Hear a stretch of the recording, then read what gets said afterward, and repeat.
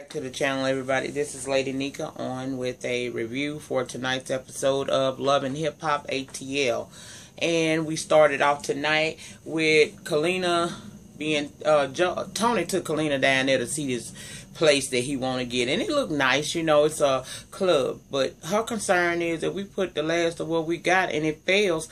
What are we supposed to be doing? You know, and his thing is he wants to go ahead and invest in this club with this guy Kevin. Now, this is obviously the same dude, from what I'm understanding, was the person who Stevie J and Benzino got in business with, and we all know how that shit was. It was a one-night only event, and a lot of money was lost. Now, Kevin is saying that anytime he's had any losses, it's been because of the people he chooses to invest with don't have no money. So he's basically trying to deflect all the blame off onto Stevie and anybody else that he may have done business with, because they were failed ventures. And that's what Kalina's trying to get Tony to think about. And Tony admits in his confessionals, you know, that he's aware that Kevin has had issues. You know, he's tried failed ventures with what that motherfucker name, Stevie J and Zeno and other people in the past, but he knows Kevin on a more personal level, and he feels that they can do business together and to be successful. Kalina, on the other hand, is not quite so certain, but because she loves her husband and wants to invest in, you know, wants to do right by him, she tell him she gonna do this for him, but she's scared because she don't know how this gonna turn out. So they done decided to go in business with this dude, Kevin. So we see a next scene. It's Margot and Arian. Apparently Margot felt like Arian was very rational, and she wanted to talk to her a little bit further to try to explain to her that, you know, who her friend really is, okay? Now, I don't feel that Arian was wrong by going to listen to what Margot said, because Margot did not present herself in a bad way to Arian. There was no disrespect. They actually had a cordial conversation the few minutes that she was able to talk to her over at Prima Donna's weight trainer showcase thing that, you know, went bad last week. But yeah, she feels like, yeah, I'm gonna go meet up with this lady because I don't know. Maybe I can get to the bottom of why this man keeps, you know, threatening my best friend, and maybe I'll get some information that Mimi maybe don't know and help her in some kind of way, because we all know one thing. Arian been A1 since she been A1 since day one with Mimi, even though Mimi talks to her kind of disrespectfully at times and she questions the girl's loyalty, she still remains her friend. So Arian goes and meet up with her, and Margot basically is telling Arian, you know, Mimi knows about everything. Mimi was a part of the entire plan. The entire plan was to make the tape and lie and say it was leaked. Well, Arian don't know how to really believe that, because she's telling Margot of that, you know, it's some conversations that Nico is holding over Mimi's head, saying that he had some conversations, but she don't really know what the conversations are. And when she asked Mimi, Mimi says she don't remember. And it's at that moment that Margot lets her know, because there is no conversation. It's a person. It's a third person who brokered this idea, who is willing to talk and ready to talk and expose Mimi as being a part of the entire scheme to leak this sex tape, and that she knew about it all. She played a part in this. So everything she did last year, faking like she don't know how it got out, and you know she upset. She don't want her daughter to be affected by something like this. Bitch lying. She lying. She knew about it from the jump. And that's basically what Margot met up with Arian to tell her. Arian is taken aback, because more and more she find out a little bit more. Just like it took all season for Mimi really admitted at the end of the season to her and Erica that she actually went back and filmed extra scenes because they said they needed more footage. Child, that hoe ain't loyal. Next is Jocelyn meeting up with Kalina. Now, Kalina is saying that she's going to go head on into business, open up this club with Tony and Kevin. And if it's anybody that can draw a crowd in, Miss Jocelyn Hernandez can do so. So she meeting up with Jocelyn to get Jocelyn to perform at her new club. Her and Stevie J. She want her to perform her song over there at their club, you know. So as they sitting there, you know, talking to each other, Jocelyn telling Kalina about, you know, her and Stevie J's issues or whatnot. And she's telling Jocelyn that she went head on into business and she wanted Jocelyn to perform there. Jocelyn said she gonna take it to Stevie. She said because Stevie, apparently Stevie got all the background. I mean, she got the background dancers, but the music itself, Stevie controls that. So she has to go talk to Stevie. But she said even though they on the outs right now, when she present this idea to him, this is an advancement for her in some ways. If he really cares about her, she'll see at that moment when she has to go and ask him to perform with her over at Kalina's place. So that's where we leave off with that, okay? She gonna go talk to Stevie. See what he gonna say. Child, next was Jock and all these damn baby mamas.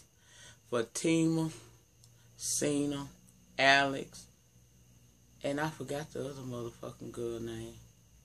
I forgot the other one. I did. But I know Alex is the one that's still married to him. She was even on the after party tonight. Hell, she publicly asked this motherfucker for a divorce. But child, anyway, we're going to talk about what happened on the show. He get every year all of the baby mamas apparently. And I ain't never seen no shit like this here, boy. This here is some black bitches united on some shit like this here. Ooh, baby, this is wild. But apparently every year, all 4 of his baby mamas get together and they have like a celebration of the blended family. And some years they bring the kids, but at this particular outing, it's just the ladies meeting together. And they don't want to call it a baby mama affair. They call it meeting of the moms.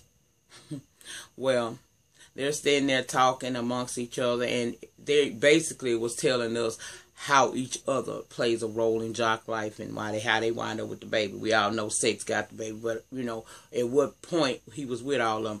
We found out that Fatima got a 14-year-old son with him. Cena and another girl, I can't remember her fucking name, they got twins, and Alex is the wife he been married to for I think 12 or 13 years. I'm not certain, but yeah, she's still married to him. And they basically, like I said, changes the name, you know, gives it a proper name for the meeting they have every year. And that it was Meeting of the Moms is what they want to be called. They're going to call them events Meetings of the Mom. Where Jock shows up with fucking KD. Right off the bat, KD starts shaking. She called that girl Hosina. Now, I felt some kind of way about that, y'all. And I'm going to explain it. First of all, Cena got Jock by sleeping with him while he was dating Carly Red, okay? She done been in his life for a while now, according to what they said on the reunion show last year. He and her have been friends for a very, very long time. So, you probably have slept for... You done slept with him, been sleeping with him when he was with Cena. You done been with him when he was sleeping with, when he was messing with Carly Red. That's 2 women that you probably knew he was in relationships with, and you had sex with him at the same, you know, knowing that those women were with him as his woman. The same way you get a man is the same way you gonna lose the man. If he readily cheated with you on women that were pregnant with him or in relationships with him, what make you think that what you bringing to the table is so different? See, you nothing but really a sugar mama, and the ladies was laughing about that before y'all got y'all ass there. They were saying that he be with his sugar mama because that's essentially what you are for him. You knew you was the sugar mama. Well, I don't want to get ahead of myself. But let me just say this. She walked in there with that attitude, and like them women, for whatever reasons or however it is, he got them women in line. Now, he remind me of Stevie J of season 1 with Mimi and Jocelyn. When he was talking about that bus, well, Jock got a bus too. And that bus got them 4 baby mamas and that wife on there, okay? So she might as well get on the bus with the rest of them. But she got in there with this attitude that she's going to come in here and attack. She say she was going to try to be cordial until she looked at Cena and started thinking about Jock having their whole toes in her mouth. Well, here's my thing. You going off on the wrong person. See, oftentimes we as women, we're so in love with them men. When we find out they doing us wrong, we want to immediately attack that other woman. But that is not what you're supposed to do. You check with your man. Because that other woman either don't know about you, or why should she give a fuck? She's not your fucking friend. You have women out here like that don't care. They not gonna give a damn that you dating this man and they know it, you know. They don't care nothing about that being your husband. So that's why you should check with your man. And I was here for Alex, who is his wife, when they pulled Cena to the back, because Cena was about to get booked. You know, Cena be wanting to fight Katie ass all the time. Well, she called her to that back, and she said she walked in here with the wrong attitude in the first place. But here's the thing. You don't get mad at her. You don't give her that power over you.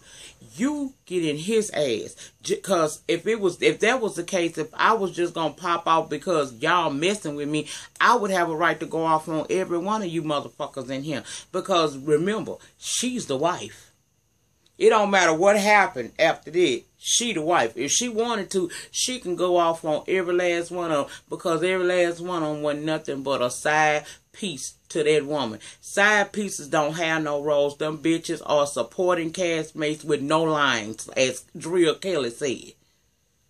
You don't say shit, but she is. She got him like that. So how the fuck do you expect that not to be a reality for you to have to go through some things? But I was here for Alex when she told her, you take back your power. And then they went back in there after they got Cena ass together, and Katie is still being mouthy and going off. Meanwhile, while all this is going on, Jock is sitting back looking, just watching this shit.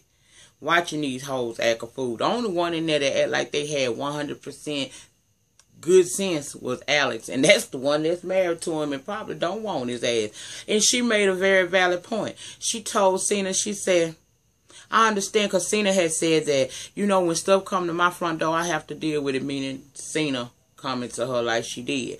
Okay. And she told her, I understand what you're saying, but you taking your animosity out on the wrong person. You should be on him as to why he do what he doing. You had to have known what you was getting yourself involved with. You got involved with a man that's got 4 baby mamas. I mean, you got 8 kids by 4 different women.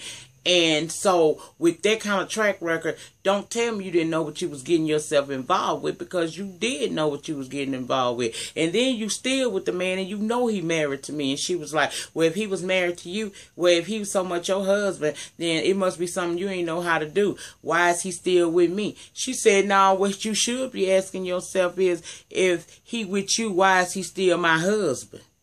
Why he ain't signed them papers? Child, I done went off in my head. Yeah, why he ain't signed them papers? Because he don't want to sign them motherfucking papers. And he basically, that got said on the after party tonight. He ain't signed them papers because he don't want to sign them papers. But she been sent them to him. Said something about why she ain't push for that shit either, but okay, that ain't the point. The point is, right here now, is this bitch is out of line with these women for no fucking reason. First of all, why would you even allow him to take you to some shit like that, knowing that you can't handle that? See, you gotta be a bitch that's in control of your emotions if you gonna go into the lion's dens like that. And that's what she say. She say she feel like he took her into the lion den, but bitch, you wasn't Daniel, so why you went? Ignorant shit. Well, what wound up happening was he tried to get the shit resolved after sitting quiet for so long, saying he ain't know what to really say. But he tried to resolve stuff and get everybody to sit down so they could try to talk. Well, at this point, she pissed now because she feeling Katie is she. She pissed because she feel like he was supposed to have defended her. Defend you for what, bitch? If he was into you that much, he wouldn't have ever had you there. So she get mad, and he stunted on her ass.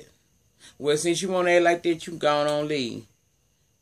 He basically put her ass out of there and stayed in there with them women. And ladies, let that be a lesson to you. You can't change or buy the dick. You can, baby, just be in love with it if you want to, but don't try to. But you can. I don't care how much money. A lot of these women is finding out that trying to control these men through financial gain ain't the thing either. You can't control nobody. Love is free will. So if he gonna do what he was doing, he did that because that's how he is. You knew what you was getting with.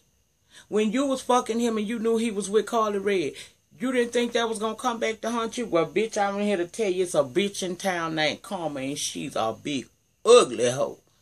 And she will sit right off in your front door and watch you just self-destruct right there. So I don't feel bad for her. She got what she deserved for being in a situation like that because she put her fucking self there. I can't stand stupid bitches like that. She talking about she don't want to be, you know, when she walked in there, she had the wrong fucking attitude. Long before she seen her, because in the confessional with the titties sitting 3 miles apart, she talking about she here to let them know she not gonna take the disrespect no more. Well, maybe if you wasn't disrespectful, you wouldn't have been disrespected. You see this situation. 4 baby mamas, 8 motherfucking kids, and yet you still aligned yourself with him, thinking that you was somehow gonna do what? Be something that the rest of them wasn't. And the fact that you ain't got no kid by him yet don't mean nothing. And hell, next week you gonna tell him that you pregnant. Girl, Katie, fuck you, fat ass. Anyway. Bitch Nita, he broke her face in there, baby. He put her out of there in that fur-ass coat. By herself. And sat down with them damn baby mamas. Anyway, next we see Kirk going over there to talk to Ashley Nicole. He got to get her together because, see, that disrespect in that mouth she got about to make her not be able to get what she trying to get. Now, I don't know what D-Lo Entertainment's supposed to be going. D-Lo Records supposed to do for her, but apparently it means something to her because when she went to popping off, he let her know, look, Rashida is the vice president. See, I had a problem with this, but the reason why I can't go off too far on this, because I know this shit here, right here, this storyline is fake. But y'all noticed that he went to talking about Rashida as in her role as vice president of the record company being the reason why Ashley needs to have respect. Not once did he say, I'm not going to allow you to disrespect my wife. See, child, whatever. He told her she need to meet up with Rashida to try to mend fences so she can stay on the record label and he can work with her. I ain't going no further into that shit because, tell you the truth, it's bullshit. Matter of fact, let me end that part right now. Later on, we'll see that Rashida does meet up with this bitch. Rashida meet up with this bitch. This bitch tries to apologize, but at first she tried to tell Rashida that she bears some responsibility in it too. No, bitch, that's the wife. She don't. You started shading from the first time you met Rashida was back when he was having that little I guess, photo shoot, press party or whatever for your dumb ass. You came in there talking about, at first you loved her songs from back in the day. Then when she wasn't all warm and receptive, but just cordial to you, you felt some fucking kind of way and went to shading, and you ain't never stopped shading, but she got you together. Bitch, I'm in my 30s. I look better than most bitches that's in my 30s. And I just had a motherfucking baby and still look better than some of them bitches. Bitches in my 30s, and child, truth be told, she look better than you, and I think you in your 20s, but we ain't gonna go there. That was all with them. Rashida told her she might come to this performance that Ashley's asking her to come to prove to her that she's worth keeping on the label, and she apologized. Basically, bitch bowed down, but it's only for a limited time only, because if y'all remember the Love and Hip Hop After Party show, I think a week or two ago, the bitch got on there talking about where the old hoe. So we know that this shit didn't get worked out. But on this episode tonight, they faked it good. Alright then. Now, next, Arian goes over there to Mimi house, being a good friend that she is. I'm trying not to get in my feelings on this one here, because this shit here hit home like a motherfucker.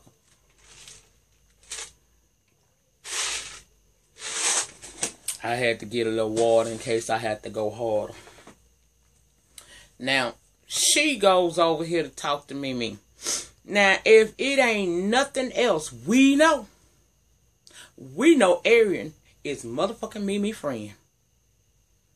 She gets over there, she tell her straight up, because she didn't even have to mention it. But because she is her friend, she told her straight up, Mimi girl, I met her with Margot because she called me. And you know, of course, the topic of conversation was about you. She offered me something else, but right now we're going to talk about you.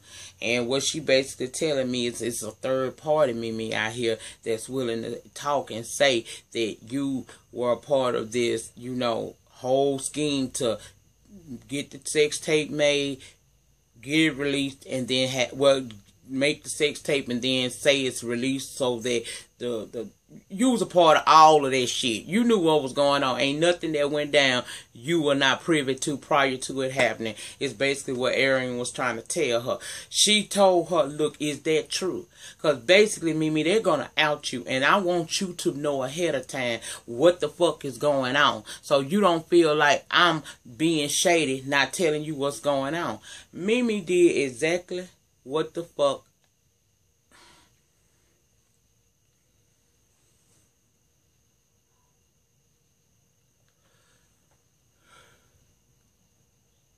people need to learn what friendship means.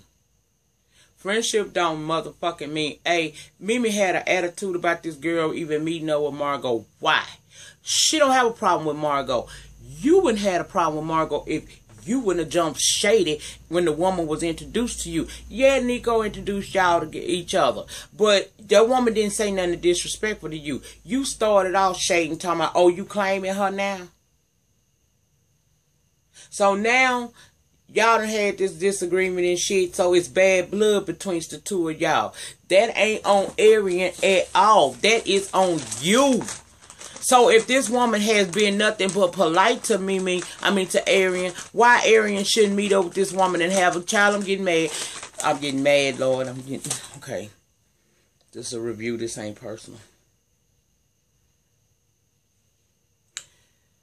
She got mad because Mimi opted to, because Arian met up with the woman. But here's Arian, once again, coming to you, telling you, Mimi, you might want to fix this shit or tell your truth before they embarrass you any further. Now, I'm assuming she felt that way because she feels that Mimi does know what's going on. And Mimi jumps out. I have told you all I intended to tell you about this situation. I don't have to tell you no more than what I've already told you about it. I don't have to tell. I'm not going to change how I am and what I've said so far about it to appease you or Margot. At that point, if I was Arian, I would have got up and walked out, because that every time she get mad with Mimi, with Arian, she talk to her crazy. I can't stand that kind of shit. Now, not only is you talking to her crazy, but you're pissed off because she talking to him. She don't have a problem with fucking Margot. You do, bitch. She can talk to whoever the fuck she want to. And that don't mean that she not being loyal to you. That just simply means that she's trying to find out what the fuck is going on. And not for nothing, maybe she might like Margot. You never know. They might be able to get along. They might have had a personality where they clicked and she feel like it could possibly be a friendship, but she not going to go too far because her loyalty lie with you. You, with that attitude, is what push a bitch on over there with that other person and make them don't say nothing about you. Now, she wrong if she get with her and start running her motherfucking mouth. But I don't see nothing wrong with her talking to her. And then she came back and told you what was said. And you still got mad at her about her asking you, not questioning you, asking you just a simple question, girl, is any of this shit true? Basically, she telling you that if you know that this shit is true, go ahead and out yourself before they out you.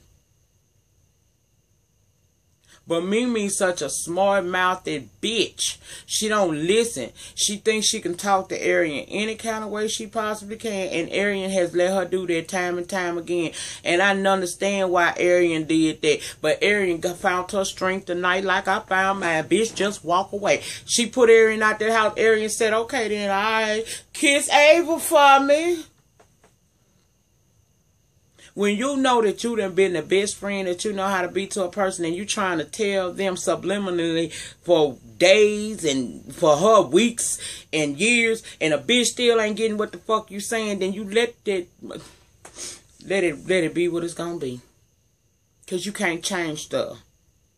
And that don't mean that you ain't loyal. That just mean that you ain't putting up with no more shit. And that's all it was. Anyway, she kicked out and the girl left. And like I said, she left on a good note, smiling and okay with the shit. Alright, kiss Eva for me.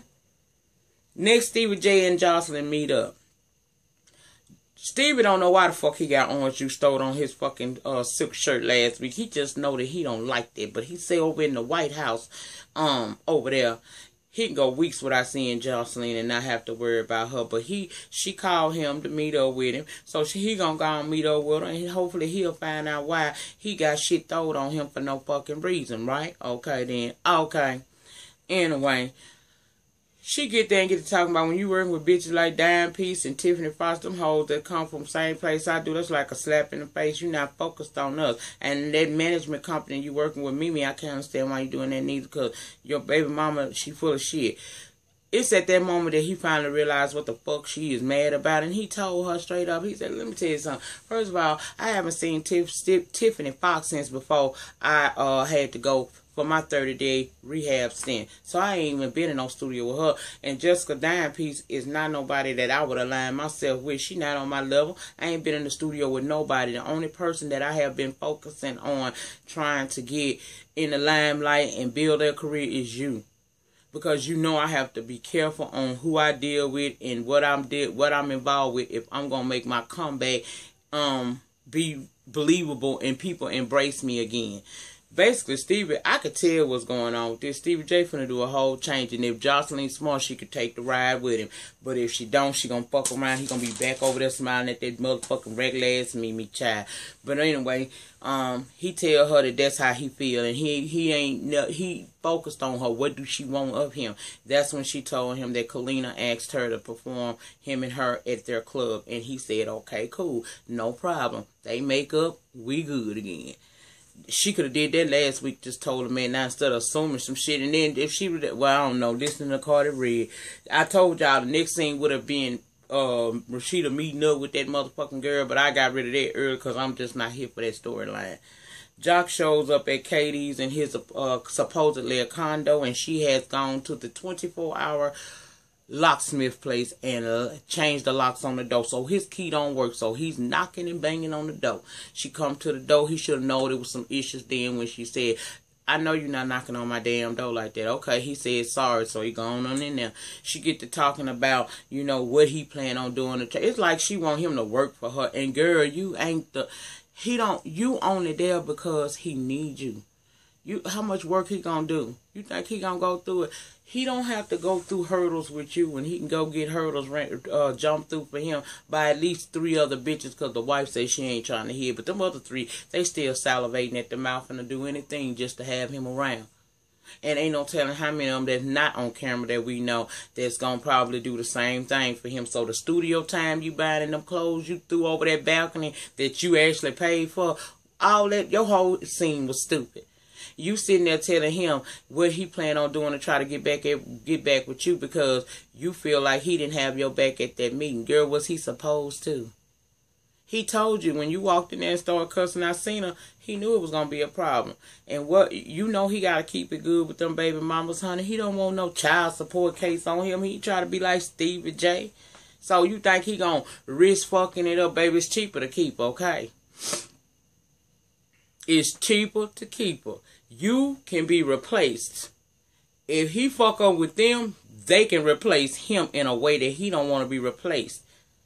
Because they can replace his name with a DOC number for going to jail for not paying that child support. Do you hear, bitch? Okay.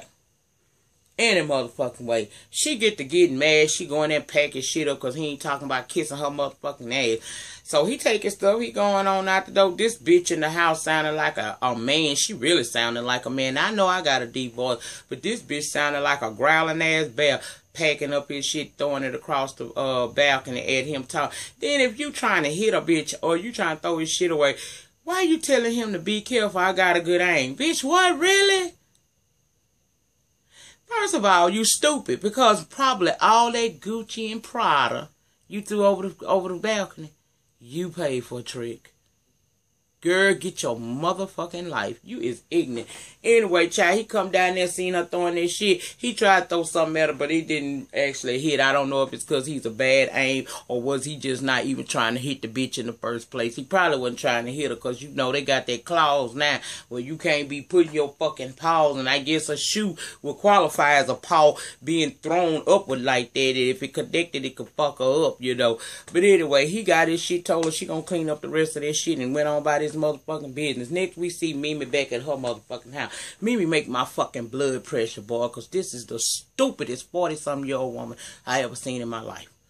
Now she's sitting there talking about she tried to go into management. She tried to do other stuff to get people off of that sex tape. She can't change what she's done. She's done it. But she's going to be honest with the person she should have been honest with at first. And we see, we hear a knock at the door. She goes to the door and she opens it and says, hey, they don't show us who's there and the show go off. I don't know. Who y'all think it's going to be?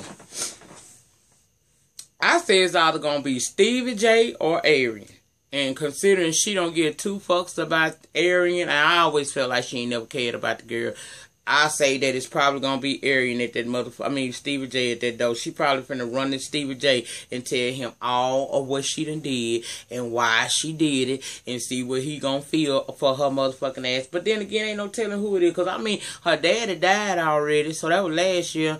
I don't know who else is important to her other than Stevie J and Arian. I know she ain't gonna call Erica over there and tell Erica, child, because Erica went to crying when she told her truth and was upset with her about doing them extra scenes for the porno. So we don't know who it is, but all I can say is Mimi.